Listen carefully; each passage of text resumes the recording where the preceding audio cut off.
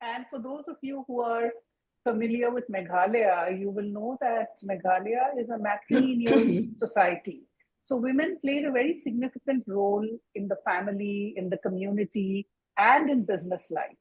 And of course, during my growing up years, the prime minister of the country was a woman. So all these influences uh, quietly shaped me. And like everyone, I have been shaped by the environment I grew up in, the family circumstances I grew up in, and the times I grew up in, right? Uh, After I finished college, I went on to do my MBA at IIM Ahmedabad. And what I really benefited from there is two things. One is it taught me to think based on first principles. It taught me structured thinking, something which I think my education till that point had not really, instilled in me. And secondly, I think it gave me exposure to an exceptional peer group. And those are the two takeaways from IIM Ahmedabad that I particularly cherish. I then started my career with IDBI, which at that point was just a development bank. It wasn't a commercial bank in the mid 1980s. This was the pre liberalization era, and my life consisted of visiting factories, cement, sugar, steel, etc., for appraising large industrial projects. And a few years later, about 6 years later, I walked into CRISIL's office without an appointment, and that unplanned visit turned into a 23-year journey, and the last 8 years of which I was the CEO. And during the time I was at CRISIL, I saw its complete transformation over the decades from a fledgling, first introducing a new concept in India of credit rating, the transformation from there to becoming a global analytics company and being part of that journey, I think was a real privilege. Then when I turned 50, I felt I needed to shift gears and take a different path in life. And so I moved uh, into the world of startups.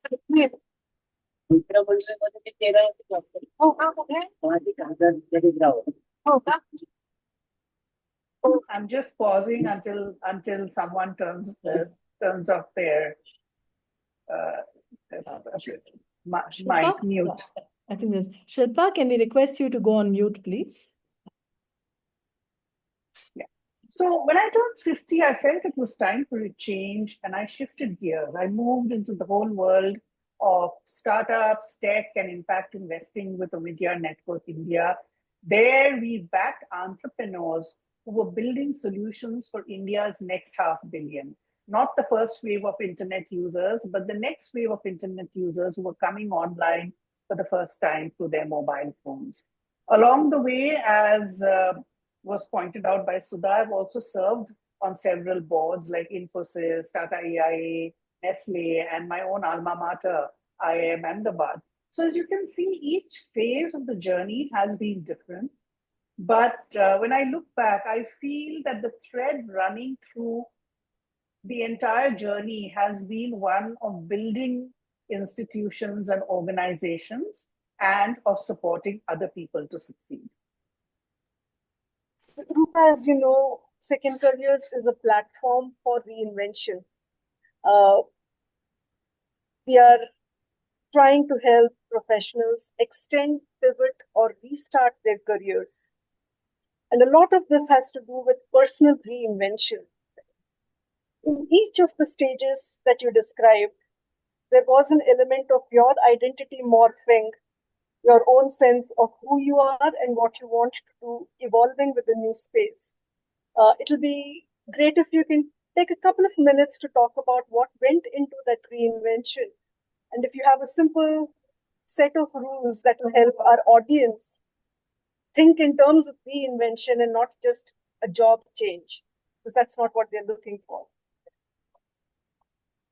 Right. So I think for me, the example that would be most relevant to talk about, given the audience here, is the move from CRISIL to Omidyar.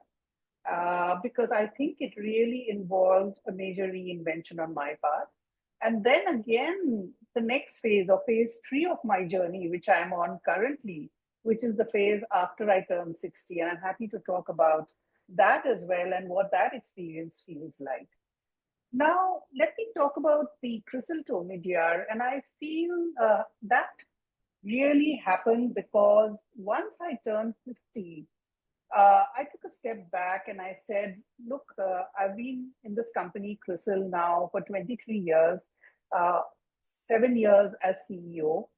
If I continue till the official age of retirement, that would mean that I would have been the CEO for 17 years, which I think is not good either for the company or for me. I think that CEOs do need long tenures, but not excessively long. Change is always good. And so that is something that drove my thinking. For me, it was emotionally a very difficult decision because CRISIL was so much a part of me. And I really was very grateful to the organization for having so deeply shaped the professional that I had become and the opportunities it had given me. So making that decision to exit CRISIL was something that didn't come very easily. And yet, when I had that conversation with my board, I was surprised how easy it turned out to be.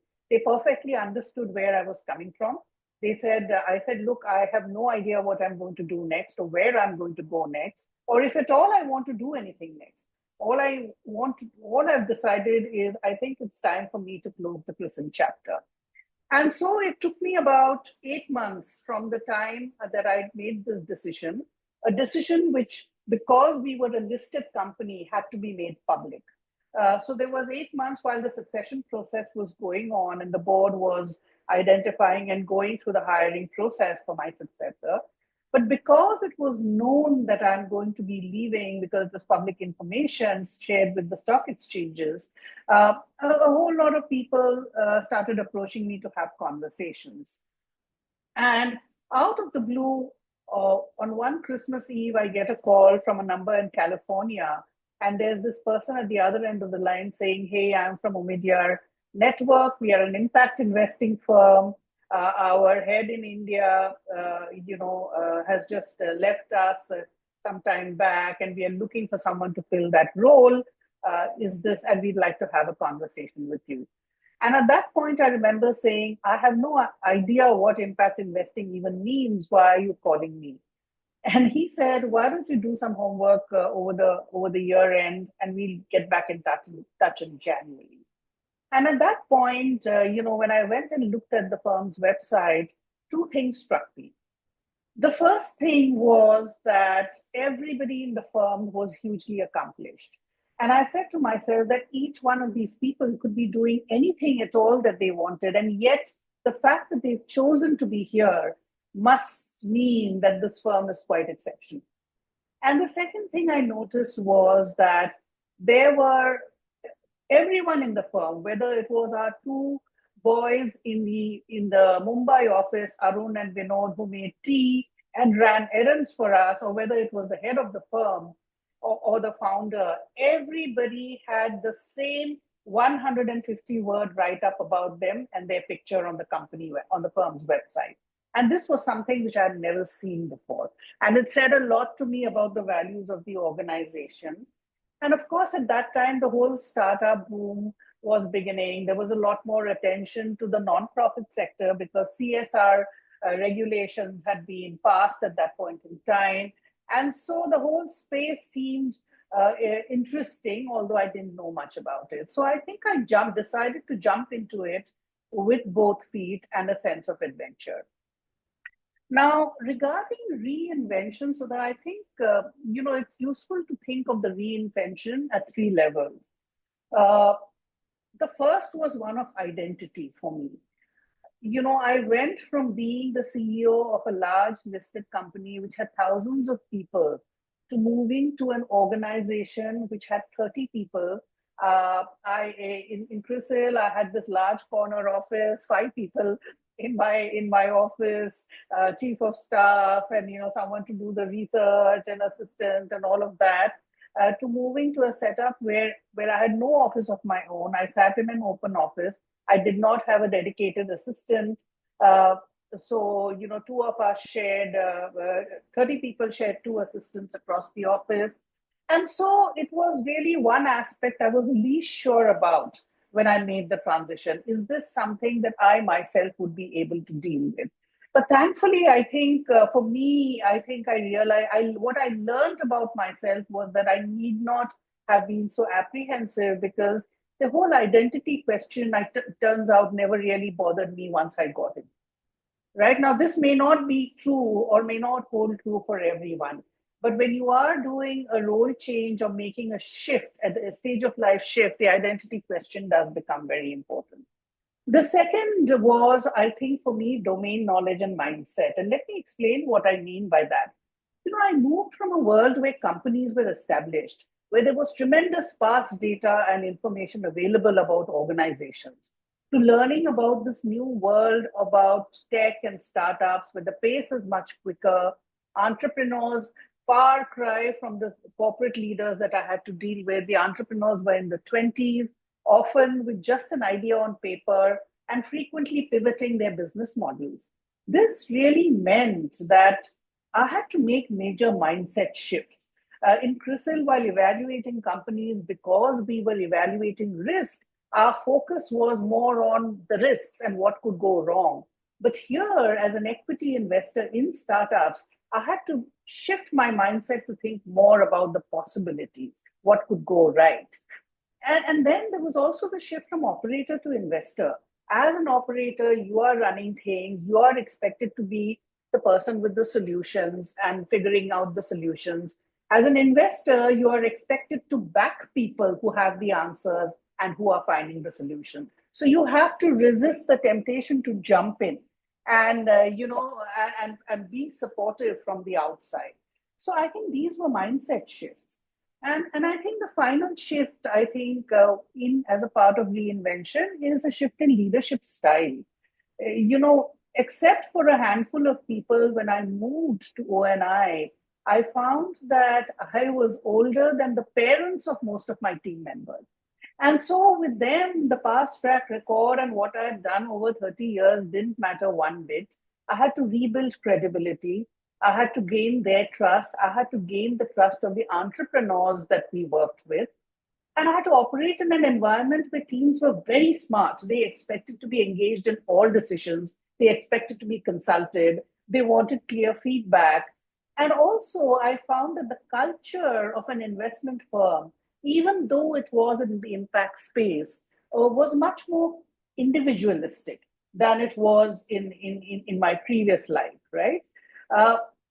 So I think a lot of time spent in building one-to-one connects with each of the members on the team, getting to understand them better as people, huge insight into how young people think and the attitudes and the aspirations and the ambitions and the apprehensions that they bring to the workplace today. And it was superbly insightful.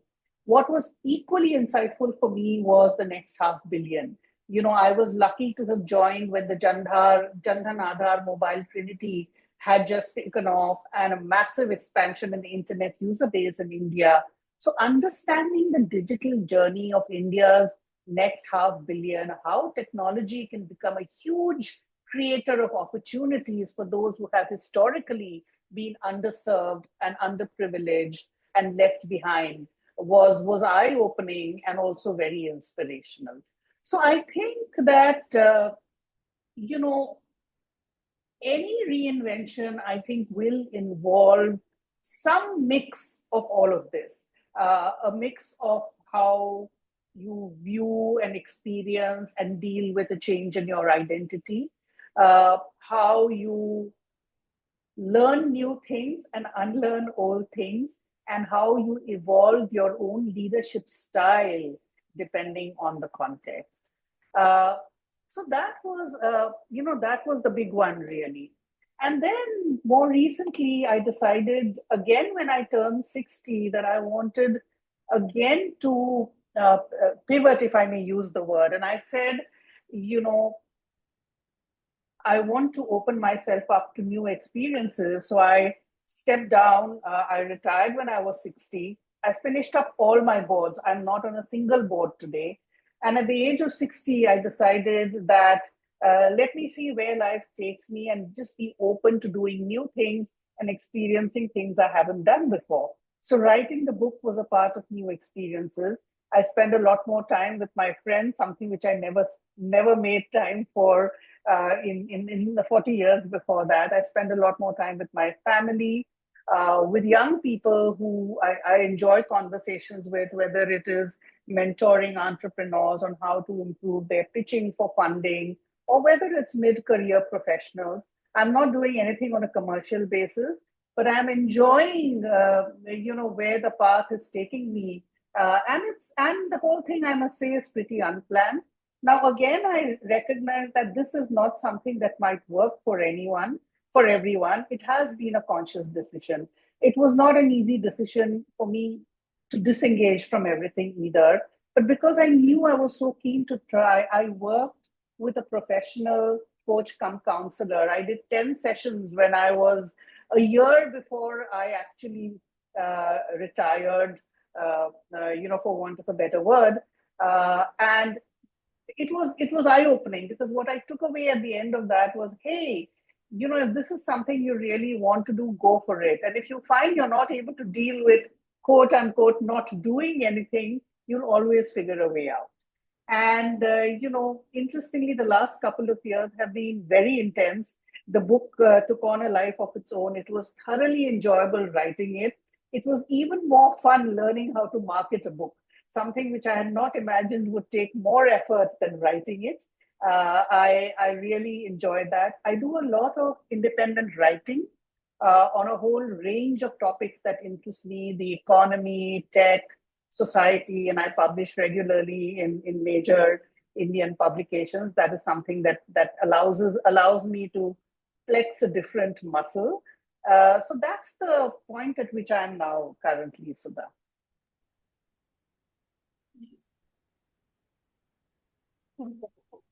Reinventing yourself every decade is no mean accomplishment. I think huge inspiration to all of us, Roopa. We'd now like to double click on the book itself and over to Shanti to kind of facilitate that conversation. Thank you. Thanks, Sudha. Rupa, fascinating. It's so hard to let go of yourself or the things that you know well once, but it's not once, you've done it many times. And I think the reward is discovering a new aspect to yourself, climbing new mountains, I guess. And I guess that is never ending. So thank you. That was really inspirational. So how did the book happen? What's the story behind the book? And what was your motivation to write Leadership Beyond the Playbook? So, I think of this book as a leadership companion. It helps you answer the question, what kind of a leader do I want to be? And then gives you the tools to craft your own path. Uh, the motivation to write this book really came from looking back at my own journey. Whether it was visiting factory floors in 1980s, like I mentioned a little earlier, or whether it was working on pioneering the new concept of credit ratings in India, or impact investing with the next $500 million, or the trade-offs that I saw board members constantly making in boardrooms, it made one thing to me very clear. And that was that the reality of leadership is that leadership is not neat. And yet, too often we find that every discussion on leadership gets reduced into very neat frameworks. What are the 7 steps? What are the 5 habits? What is the framework we can use? In reality, however, for each one of us, the leadership journey is unique. And it's very personal as well. It's shaped by our own context and life experiences. It's shaped by the choices we make, and it's shaped by the values that we stand by. And so in this book, what I've done is I've included stories not just from my own journey, but I've included stories from leaders across industries, from in both India and global, from startups to large companies, because leadership is not sector specific, right? And I believe firmly that at senior levels, what matters, of course, domain knowledge is important, but only up to a point. Beyond a certain point, what becomes important is your breadth of perspective and the ability to connect the dots, which is why I have written the book the way I have. Also, it is, I think, a modern leadership book. The themes are very contemporary. There's a chapter on resilience, there's a chapter on purpose, working across generations, mental health, AI. But of course, there are also the classic leadership topics like strategy, execution, communication, etc. And the book never tells you what to do. It is practical. It ends with what I've called a DIY, do it yourself leadership toolkit, which everyone can use to create their own customized 90-day action plan based on what is important for them. Right? So, really, the goal, Shanti, was that the book hopefully will give people the confidence to stop copying other people or stop trying to be like other people, and give everyone the confidence to write their own playbook. Uh, so I've really tried to use an approach which is different. While I won't say there's any great new theory or anything in the book, what is different is that most books are written either by consultants or by academics. And those tend to default to frameworks, and understandably so. Even books written by business leaders and practitioners will typically focus on their own journey or how I built this company, etc. What I've tried to do is do something a little different. I wanted to help readers to step back and reflect on the entire range of leadership issues that actually come at leaders, many of them all at once. So that really was the motivation and the approach to the book. Wonderful. You spoke about purpose and resilience as chapters in your book. And I think very early on in your book, you talk about purpose. Now, words like purpose sometimes can sound very amorphous and can sound like fluff. When does purpose really show up? What role does purpose have when you're going through tough times? Or is this something that business leaders only talk about during good times? Yeah, you're right. Purpose is a word that we hear a lot. And yes, it does feel abstract, almost like a riddle at times. And because the term feels abstract, it often gets dismissed as fluff or something that's just nice to talk about. I think of purpose as the reason to exist beyond making money. It's about how your work contributes to something that is bigger than you. And that's why when people find purpose in their work, everything feels more meaningful. Work then becomes a source of pride, it becomes a source of energy. And as I tell young people, it's the biggest antidote to FOMO, to this feeling of burnout, to constantly feeling you're on a treadmill and being overwhelmed by this flurry of unending emails, meetings, etc. Right? So that's how I think of purpose. And I think two ideas that I talk about in the book that are important. The first is that, and I've seen it in my own journey, and hopefully some of that became visible the way I explain my own transition, right? The first is that purpose does not come neatly formed. It is a process of discovery. It does not, it emerges through practice, and it emerges in a few consistent ways. And I think most important of the ways of discovering purpose is curiosity and immersion in real problems. It's only when you jump in, understand what the issues are, and then notice whether you're able to emotionally connect to the issues and whether they give you energy, is how you discover your purpose, right? So I think deep immersion is a necessary condition for finding your purpose. It will not just dawn on you. I also found, particularly at ONI, a great way of understanding this whole concept of purpose is to look at role models. We dealt with nonprofits and we dealt with entrepreneurs who were tremendously purpose driven. And no matter what the purpose, no matter what the pressures, no matter how much they had to pivot their business models, they refused to compromise on their purpose. And their purpose was the North Star which guided what they had to do. So that was very nice and very interesting to see and absorb, the whole concept of purpose. I also realized over time that, purpose need not be anything very big or a big vision or a big end destination, right?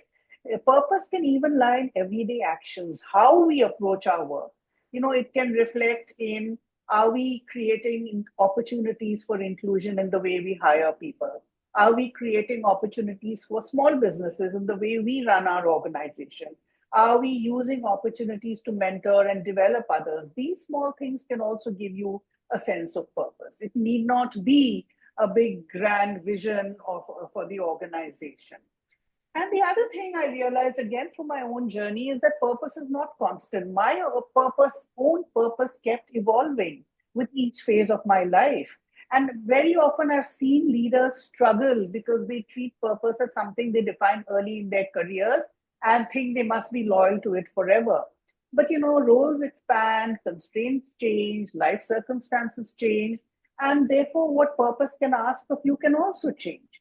And I think you have to revisit your relationship with purpose at each stage of your life and each stage of your career.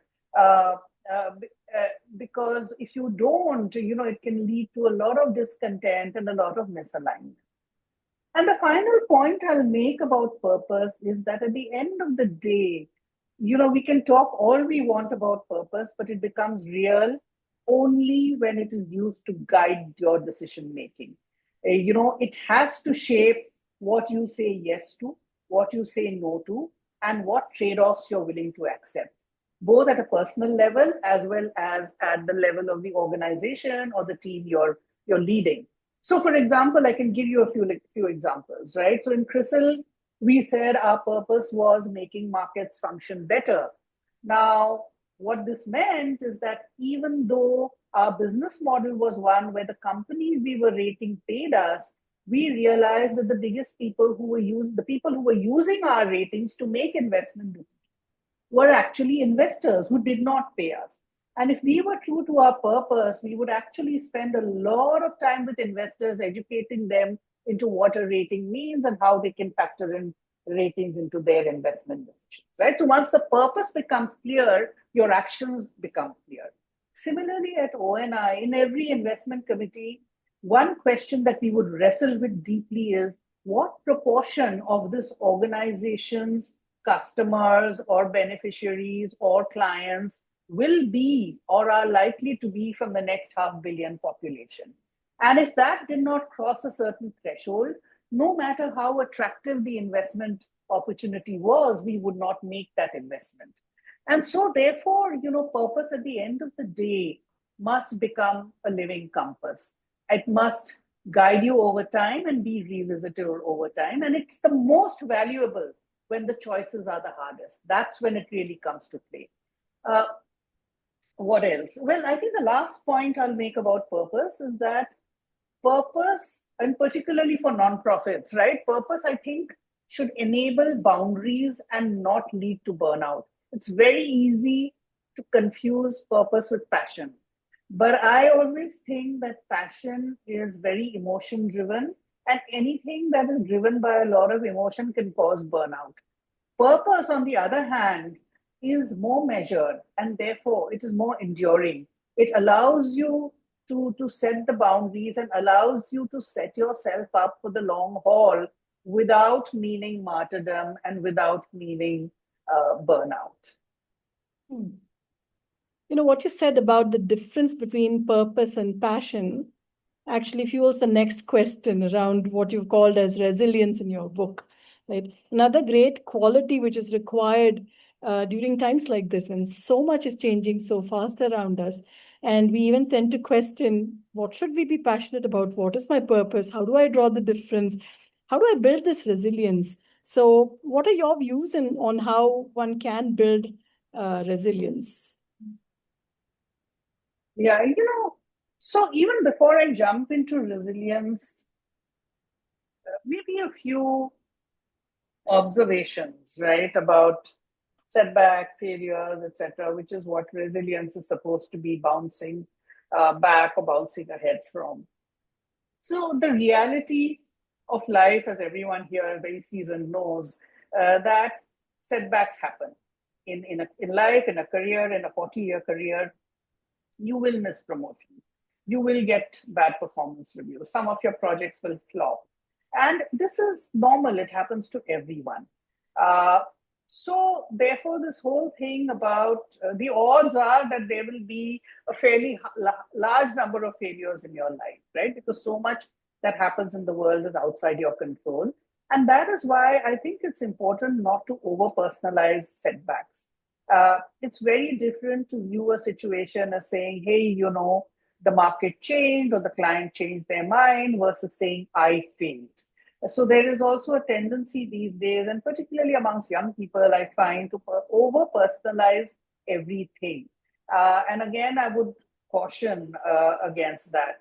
And the third thing is, while, particularly in the startup and tech world, there's a lot of talk about celebrating failures and failure festivals and things like that, which I understand and I appreciate up to a point. But I think it can get carried too far because, not every setback in life is a life lesson. So, this whole social media is flooded about with posts about embracing failure and being thankful for every mistake. I think that sometimes that kind of a mindset can also be problematic. Uh, so, having said that, let's talk a little bit about resilience. And I think resilience can be at various levels. There is resilience at the individual level, there's resilience at the team level and the organization level. And one interesting thing I learned when I was part of ONI from looking at the work of one of their group organizations was that there is a deep science to resilience, actually. And there have been decades of research into the psychological, the biological, and the social basis for human thriving and resilience. And it has shown that resilience is much more common in us than we actually think or believe. And secondly, resilience can actively be cultivated. It can be built like a muscle, so that as time goes on, we become less vulnerable to feedback, to setback. And the same studies have shown that the major sources of human resilience in the face of adversity are three. The first is having purpose. The second is a deep, authentic connection with other people.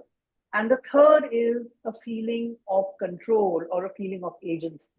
So I think these three factors, I think, are key to resilience as the science shows: purpose, connection, and agency.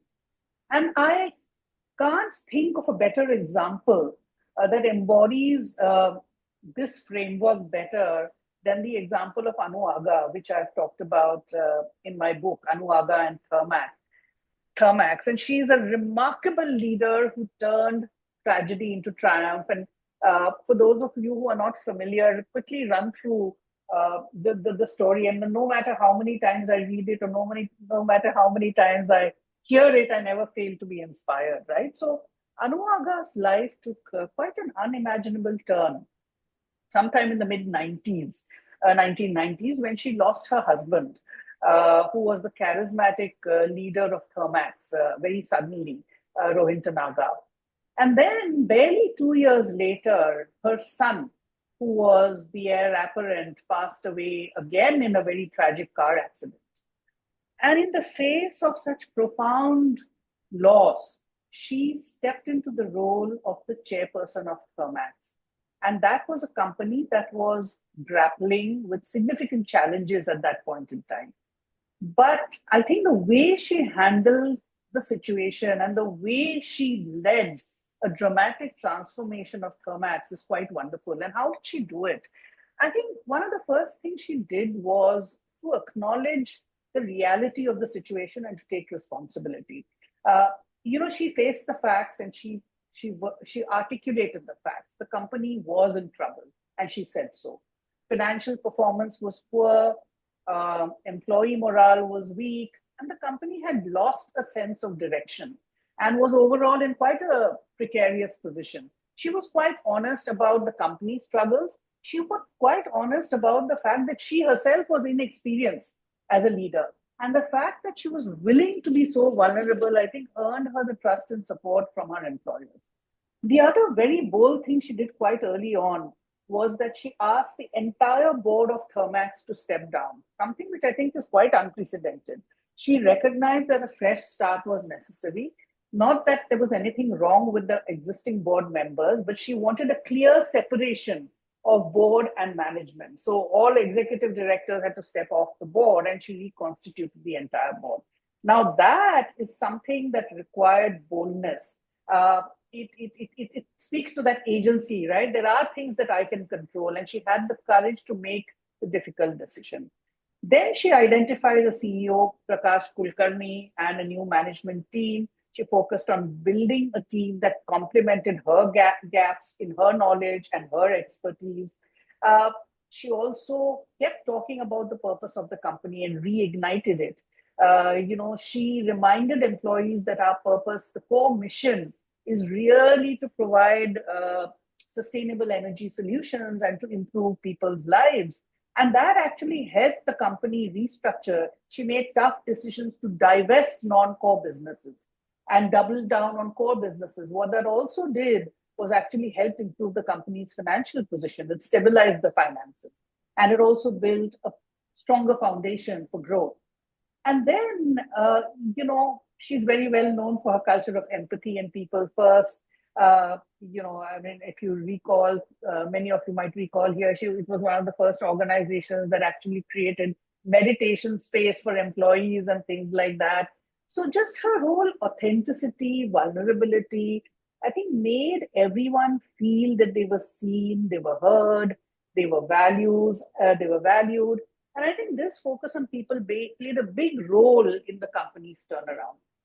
And by mid 2000s, I think she realized that her work was done. The company had turned around, and she realized that the time had come for her to step down, and which she did with great grace and handed over the reins to her daughter, Meher Padamji. Right now, if you look at this story, each one of those three pillars of resilience, purpose, connection with others, and agency, play out amply in so many ways through what I have narrated, right? So I think of this as really, what she's given us and given the world is really a masterclass in resilience, and something that embodies the framework that science has also talked about. It's an inspirational story of a great woman leader. Yet there aren't enough women leaders. Our data around women in leadership is so abysmal that less than 5% of women lead Nifty 500 companies, less than 10% Fortune 500 companies. Venture funding for women enterprises is less than 5%. Women on boards, women in executive roles, those percentages are nothing to be proud of. What are the barriers for women to get to the top, and what should they do to enable themselves?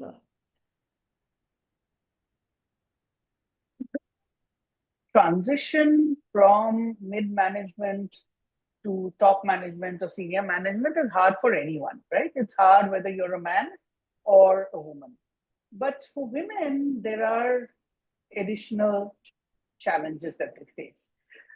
For many years, all we hear about when we talk about women's careers and women leadership, there's one explanation that dominates, which is maternity breaks and caregiving interruptions. But I think that narrative has become quite tired and quite incomplete. It explains some exits, but it does not explain why so many women who remain in the workforce still do not progress proportionately as men into leadership, right? And there are a few reasons. I think one of them is what I call the likability factor. Research has shown that successful women are far less liked than successful men for exhibiting exactly the same behaviors. So, for example, if a woman is forceful, she risks being labeled as aggressive. If she is measured, she risks being seen as lacking authority. Uh, if a man demands or is strict about deadlines, he is described as demanding. For a woman, it may be described as harsh.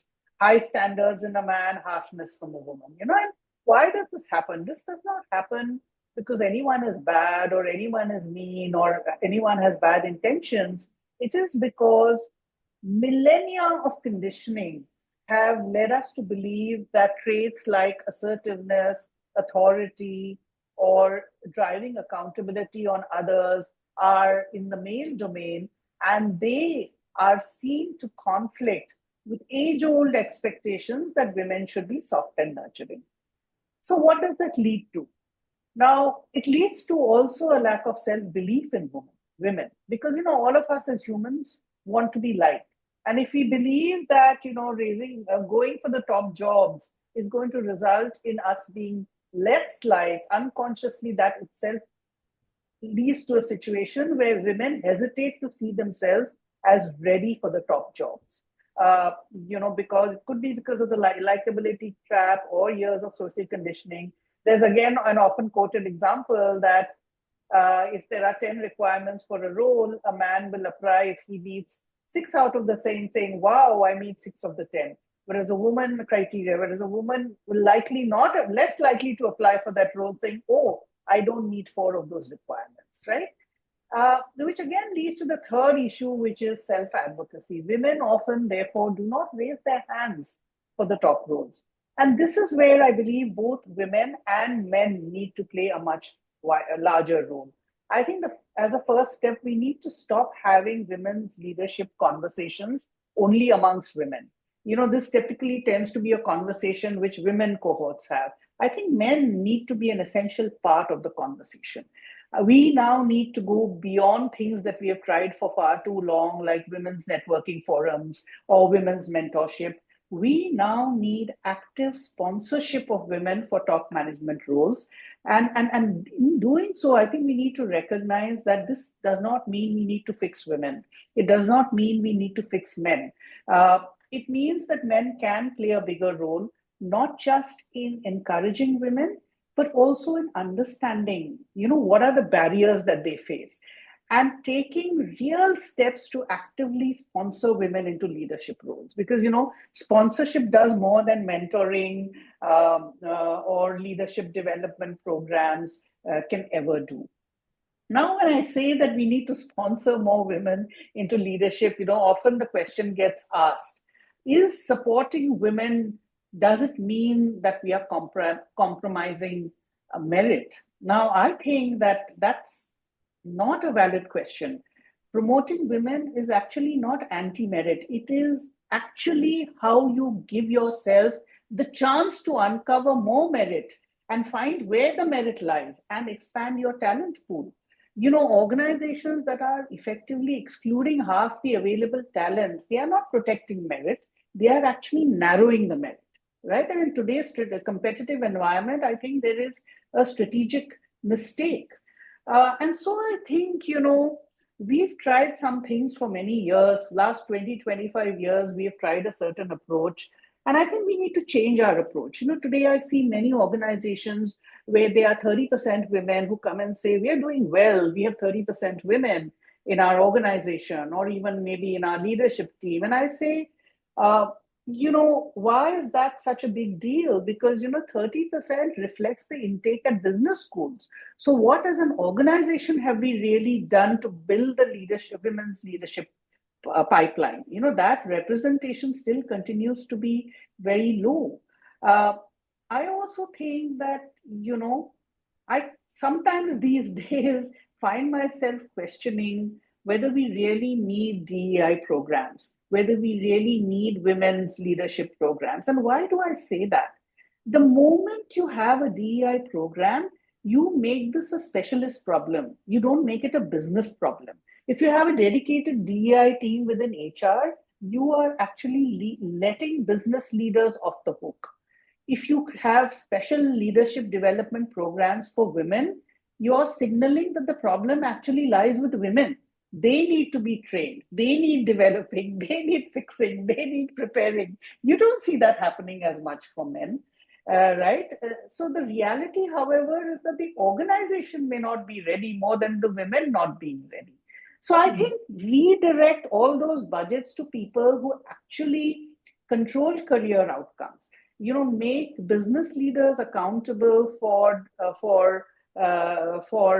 better diversity targets, for want of a better word. And accountability has to move to where decisions are made, not by a DEI team in HR. HR can influence, but finally the decision makers are the business leaders, right? And finally, I'll say I think we also need to raise the bar on what counts as a goal. Just replicating the intake that you normally find in our education institutions may not be enough in today's day and age. I think CEOs, leaders of organizations need to make parity commitments. By what year? Is it 5 years? Is it 10 years? By in what time frame do we see ourselves having a 50-50 balanced leadership team, right? And if we start setting aspirations like those, I think it will lead to better outcomes.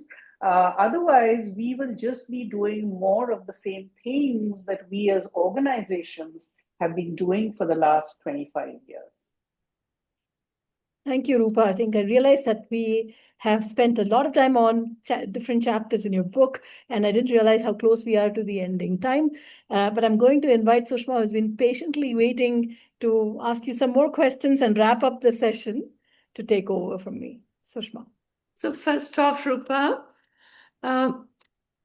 my sincere compliments to you in actually writing a book filled with practical experiential learning as opposed to a theoretical one. And I love the fact that you've made it a workbook. I resonated with the book and your thoughts at multiple levels. But today, session, I'm going to really focus on your experience as a board member, because there are many people on our platform who are aspiring board members and who could be existing board members themselves. Based on your vast experience as a board member, share with us, what do you think makes an individual truly an effective board member? So, Sushma, I've seen boards from both sides. First, as a CEO of an organization dealing with a board, and also was a board member, and then from the other side as an independent director. And having seen viewed it from both lenses, I think that what makes a board, and I want to distinguish between a board member and a board, and I'll come to that in a minute. What makes, because just because you have a board with great board members does not mean you're a great board. And I think it's more important to talk about what makes a board great, or what makes a board truly effective, and then what makes a board member will follow from that, right? So what makes a board truly effective are two things. First is its ability to discharge a very diverse set of responsibilities. And the other thing is the ability to strike the right balance and make the trade-offs. And let me just expand on both these aspects for a bit, right? So at the outset, everyone here knows that the role of a board is not to manage the company, but it is to provide strategic oversight. And that role is very, very wide. Of course, we have the fiduciary responsibilities, the reporting, disclosures, financial controls, etc. But in addition to that, boards also have to approve strategy. They have to approve capital allocation. They are responsible for hiring the CEO, if required, firing the CEO as well, and succession planning. They also need, in addition to all of this, to think about how does the board replenish itself in order to stay relevant. And then how do we keep educating board members to keep them current, because the times change very fast. So now look at this range of responsibilities. This is not about having domain knowledge or having an agglomeration of people who have domain knowledge in their respective fields. They need people. As a board member, you need to have the flexibility, the agility to deal with a very diverse set of issues. And your domain knowledge is just one aspect of it, right? So that is point number one, whether you're to keep in mind when you're a board member.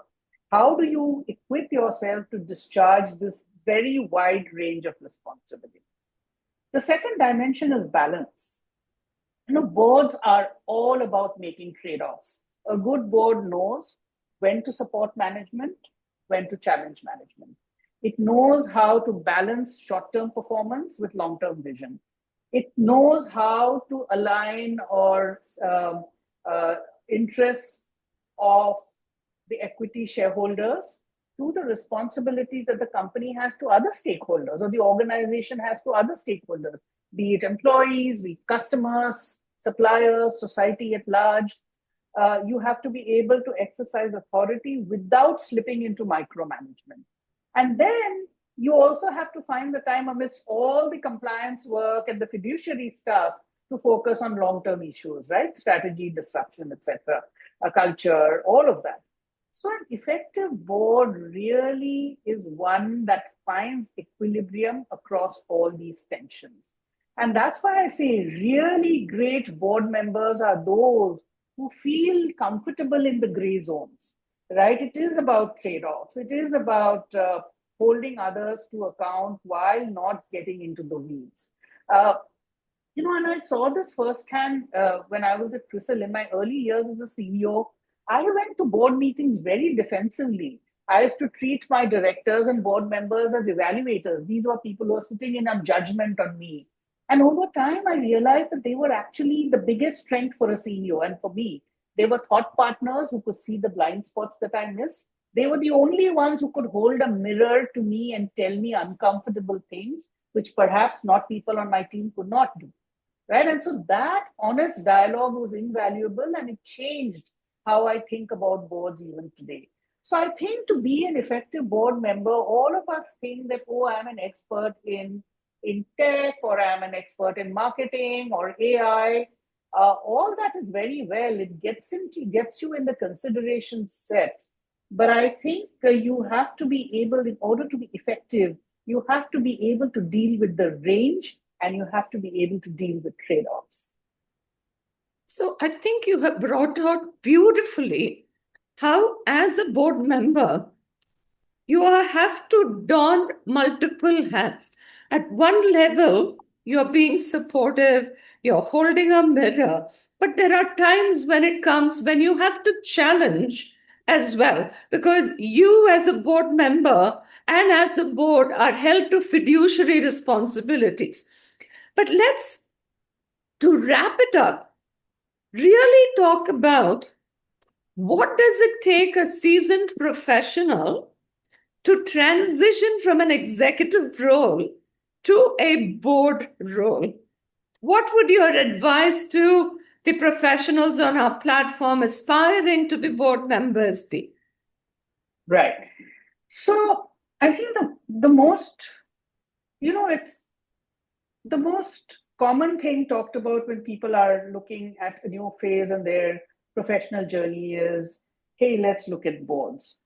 And I think at one level, it's understandable and it's natural, particularly if you've been a successful executive or professional yourself, right? But I think the first thing to do is to think about, why do you want to be on boards in the first place? All right, and getting that clarity as to, and different people have different reasons. If you're candid, you talk to people. Some will say it's a way of staying engaged, it's a way of staying networked, it's a way of staying in the know of what's going on in the world, it's a way of staying connected, it's a way of also getting compensated, in the next stage of my career, some mix of all of these, right? And those are valid reasons, but overall, I think it needs to be you need to be clear about what is the main driver for you to be on a board, and that is also what will determine what kinds of board you seek. Second is, do not underestimate the time commitments. Boards today require a huge amount of time. So when I see people are on 6, 7 boards, I often wonder how. Things are happening all the time. There are emergency meetings being called. The kind of regulatory expectations of board members have gone up tremendously. Just reading board materials in certain organizations, if you want to do a good job, can take you a good couple of days, right? So I think be careful about the time commitments that you make and be clear. Otherwise, you will not be an effective board member. Secondly, of course, par for the course is building up basic knowledge. There's the examination that you have to write. Keeping up with the latest governance literature is important. And that, of course, I think is a given. The other thing to keep in mind, which I already touched upon earlier, is that your expertise may not be the most important thing that you bring to the table. And most board members are quite startled when I say this, right? But I think the value that you're really able to bring to a board is your ability to connect the dots and help management see the bigger picture. It is your ability to collaborate with the other board members to focus on what is most important and provide clarity and direction to management. This is not about speaking up only when the topic of your expertise comes up. It is about getting engaged. It is about supporting management, not just listening to strategy presentations, actually contributing to them, presenting the challenge to management, asking them, questioning their assumptions, asking them about what other alternatives they considered, for example, asking them about what are the risks, for example, coming up with a completely opposite point of view. One of the things that I found a very effective board member doing, saying that if you were opposing this investment, what are the arguments you would make? She would always ask the CEO that. So that was, I thought, a very nice way of challenging management. So I think the mind should be constantly focused on engaging in a manner that adds value, but also challenges. And how you do it is important, because the idea on the whole is to be supportive. It is not to build an adversarial relationship. Finally, I think a few other points. One is that, all of us are used to being operators, but I think when you become a board member, it's important to recognize that being a good board member may not be about having the answers, but it's about asking the right question. And at the end of the day, I think there have to be two North Stars that drive you as a board member. One is, no matter all the noise and the turmoils and the upheavals and whatever is going on a day-to-day basis, what is in the best interest of long-term value creation? I think that is North Star number one. And North Star number two is, how do I balance the interests of all stakeholders? It cannot be, how do I maximize something for the employees, or how do I maximize something for the customer? How do I optimize between all stakeholders? I think needs to be the second North Star. Very well said, Roopa. So being a board member is a bit of a trapeze artist role, balancing the diverse needs and yet holding a mirror to the management and the leadership team. Your journey has been a fascinating one, and I am sure I could turn this into a 3-hour interview and a dialogue, but we are at the top of the hour, and thanks to the little snafu that I created in the beginning, we lost a few minutes. So on behalf of Second Careers, a sincere appreciation. And folks, please get Roopa's book. It's beyond the playbook. Hang on, let me turn off the video settings so you can actually see the book. Okay. And I have read it, and I have found it to be extremely thought-provoking, and I'm using the workbook very effectively. So thank you again, Roopa, and I'm sure this is just the beginning of how Second Careers and you interact. Over to you, Sudha, for any closing comments. So we do have some time for questions. Let me Oh, stay we on. do. Okay, I'm sorry. I didn't think we did. Sorry about that. For another 20 minutes, yes. And we do have a few questions in the chat, starting with Dr. Shilpa, who asks, how do you take decisions at higher levels if you're not an expert in the domain? During the period that you're dependent on other experts, how do you carry yourself? Look, I think the thing about being a leader is you have to, at the outset, acknowledge that you will never be the expert, right? And if you are a good leader, an essential part of being a good leader is to actually surround yourself with people who are better than you. I think that is something that is absolutely vital. So it is. So let's start by assuming that you are not the smartest person in the room, or you don't have the most expertise.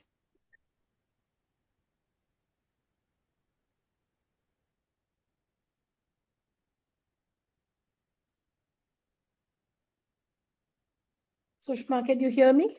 Did we lose Roopa? I can hear you, but I think we've lost Roopa.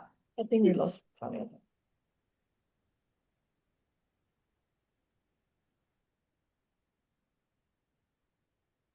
Sudha, you may want to just ping her. Roopa, if you can hear us. Yeah.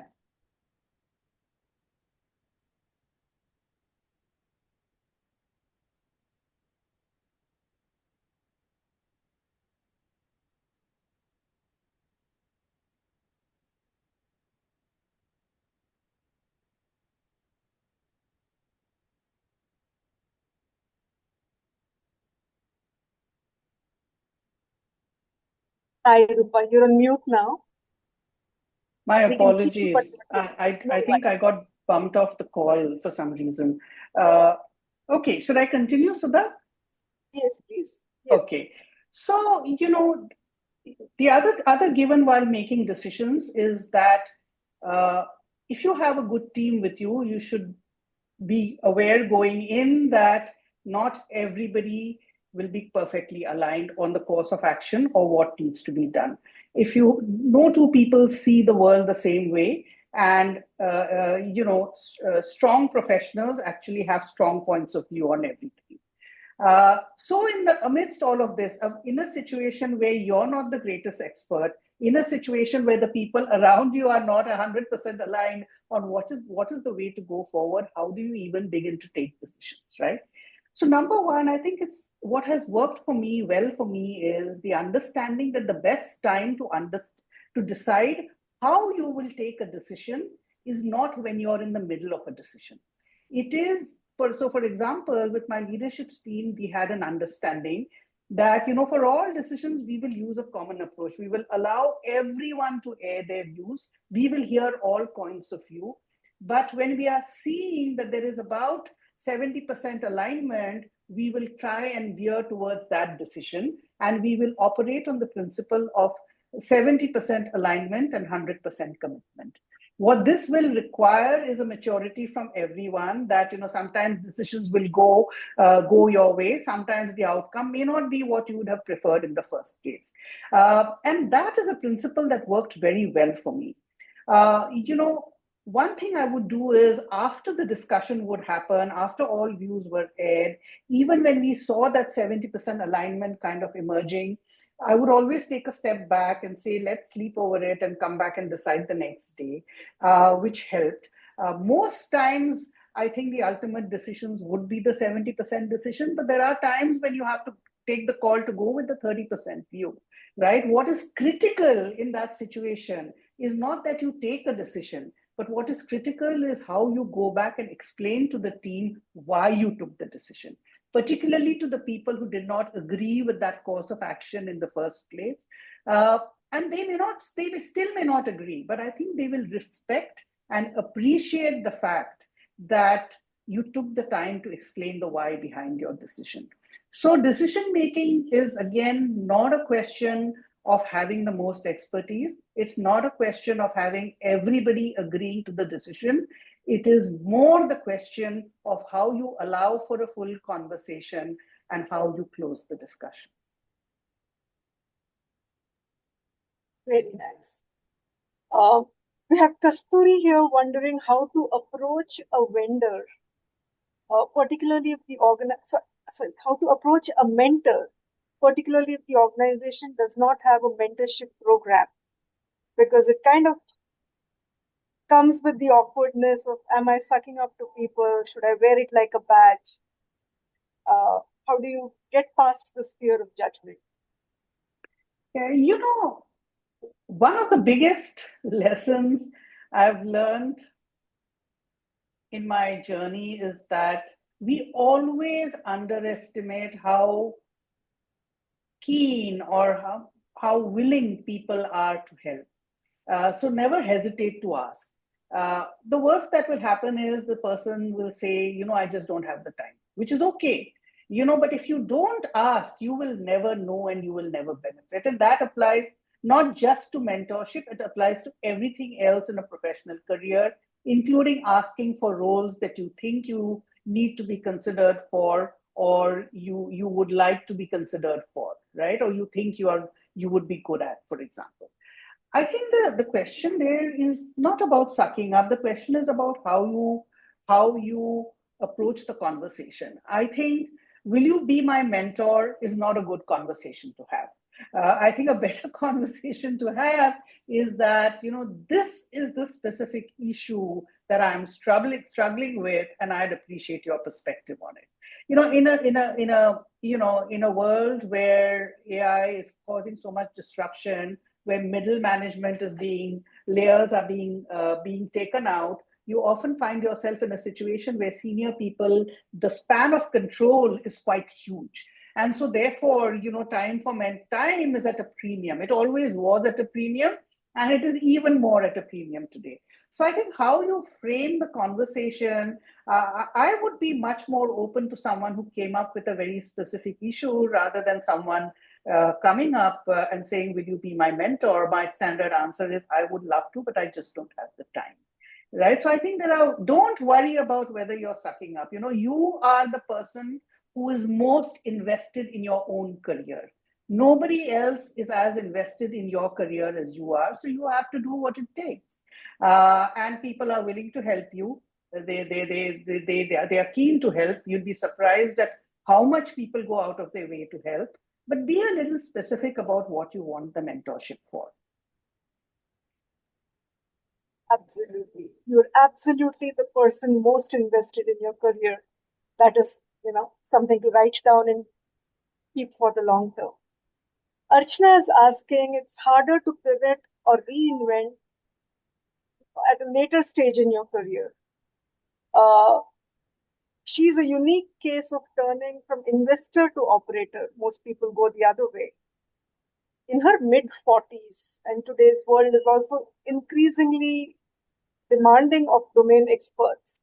How does someone like this reinvent in the midst of this whole AI-powered change?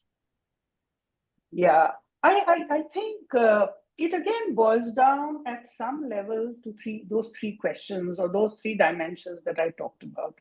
One is the dimension of identity, which I presume is less of a case given where you are in your life and given the nature of the transition that you described from investor to operator, right? So I think the identity question may be less salient for you, but if I'm wrong, please correct me.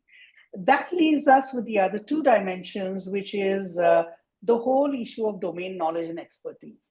Now, you need to be clear about what aspects of being an operator represents a knowledge or set of capabilities that you need to acquire, and what you need to unlearn from your investor days.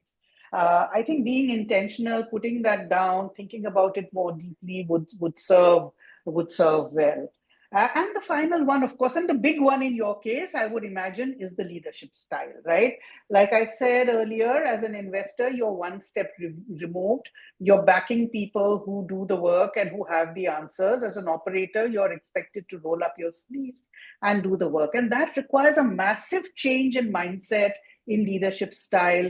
So I think and again, having conversations with a coach or doing some reading or doing some introspection about, what kind of a leadership style does this role require compared to what I was doing earlier as an investor? And therefore, what are the capabilities or what do I need to develop and what do I need to be mindful of would be useful.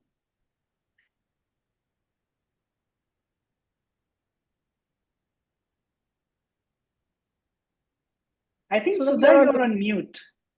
Yeah. Those were all the questions from the audience. Thank you so much for covering in depth. I think several takeaways. Sushma, Shanti, anything you'd like to add to the conversation before we wrap?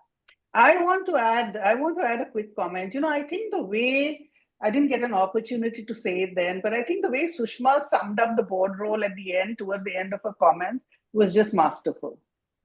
Thank you. Appreciate that very much.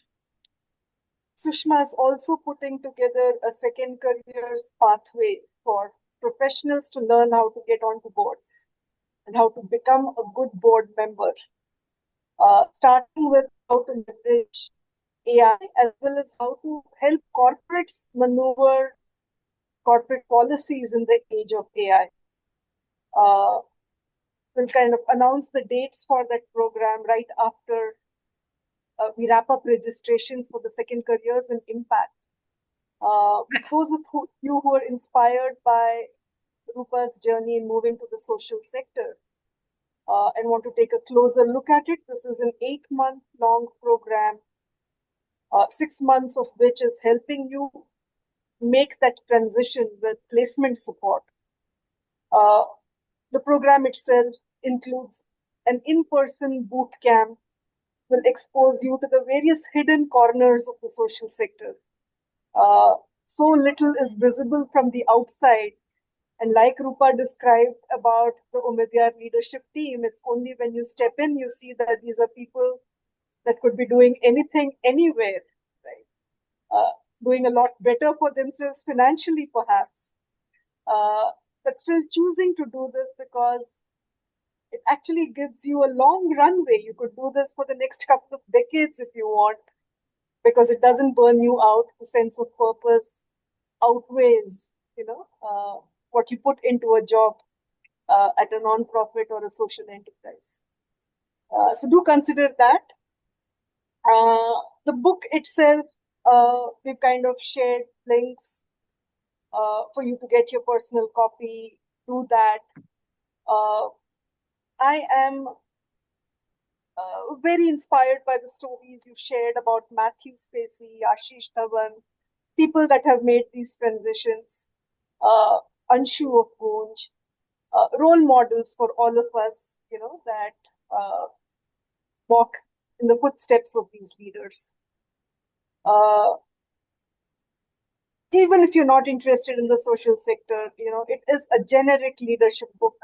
Like Roopa said, it's domain agnostic, and I'm sure a great asset to have in your library.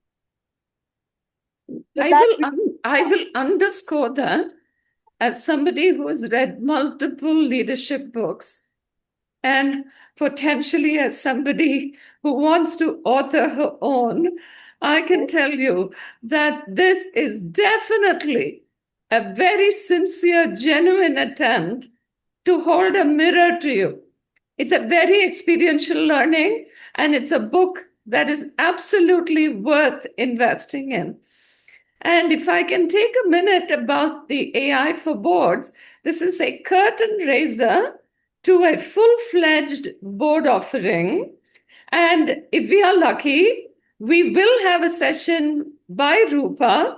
As of now, we are thinking about the week of the 5th of October, and we have 4 faculty members, all live, 1 academic, 1 practitioner, 2 sitting board members of very, very high caliber.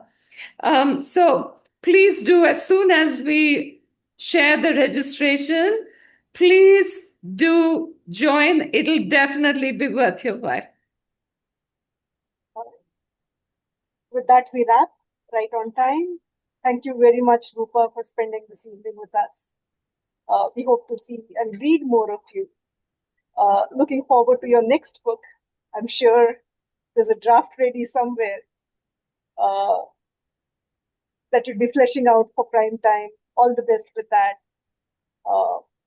And thank you very much for joining us on Second Careers. Thank you. Thank you so much, Sudha, and the Second Careers team. And thank you for everyone for joining. I really enjoyed the conversation. Bye. Bye.